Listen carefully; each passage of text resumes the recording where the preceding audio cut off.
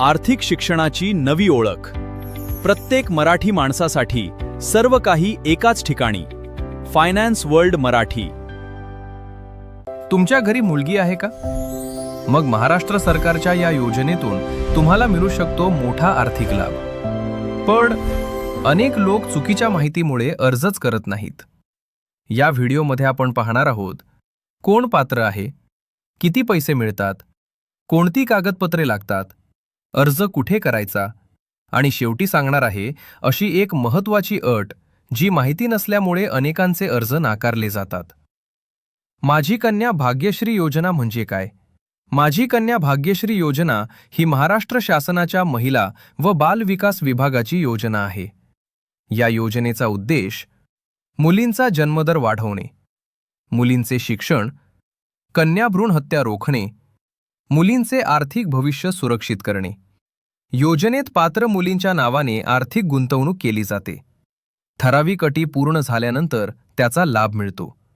योजना मुलींच्या शिक्षणाला प्रोत्साहन देण्यासाठी आणि आर्थिक सुरक्षिततेसाठी सुरू करण्यात आली आहे.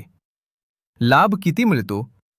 जर कुटुंबात एकच मुलगी असेल आणि त्यानंतर कुटुंब नियोजन केले असेल तर मुलीच्या नावाने 50,000 रुपयांची गुंतवणूक केली जाते. जर 2 मुली असतील तर दोन्ही मुलींना प्रत्येकी 25,000 रुपये इतका लाभ दिला जातो. अटी पूर्ण झाल्यानंतर मुलीला पुढील शिक्षणासाठी किंवा भविष्यासाठी ही रक्कम उपलब्ध होते. पात्रता. या योजनेसाठी अर्जदार महाराष्ट्राचा रहिवासी असावा. कुटुंबाचे वार्षिक उत्पन्न 7.5 लाख रुपयांपर्यंत असावे. पहिल्या किंवा दुसऱ्या मुलीपर्यंतच लाभ. मुलीच्या जन्मानंतर पालकांनी कुटुंब नियोजन शस्त्रक्रिया केलेली असावी. शासनाच्या सर्व अटी पूर्ण करणे आवश्यक आहे. अनेक पालकांचा एकच प्रश्न असतो, माझी कन्या भाग्यश्री योजनेसाठी अर्ज नेमका कोणत्या वयात करता येतो? याचं उत्तर खूप महत्त्वाचं आहे.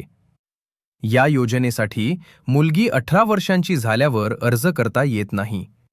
अर्ज मुलीच्या जन्मानंतरच करावा लागतो.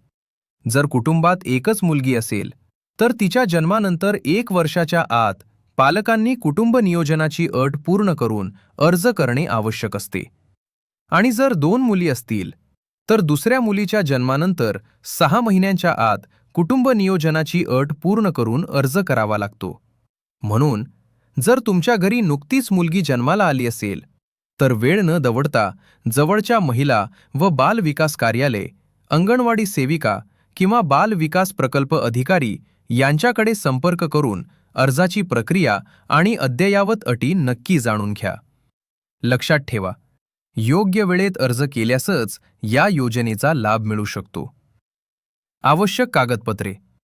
अर्जासाठी साधारणपणे आधार कार्ड, रहिवासी दाखला, उत्पन्नाचा दाखला, जन्म प्रमाणपत्र, रेशन कार्ड, बँक पासबुक, पालकांचे फोटो, कुटुंब नियोजनाचा दाखला, इतर आवश्यक प्रमाणपत्रे लागू शकतात. संबंधित कार्यालयाकडून अद्ययावत यादी तपासावी. अर्ज कसा करायचा? 1. जवळच्या अंगणवाडी सेविका किंवा महिला व बाल विकास कार्यालयात संपर्क करा. 2. अर्जाचा फॉर्म घ्या. 3. सर्व कागदपत्रे जोडा. 4. अर्ज जमा करा. 5. पडताळणीनंतर लाभ मंजूर केला जातो.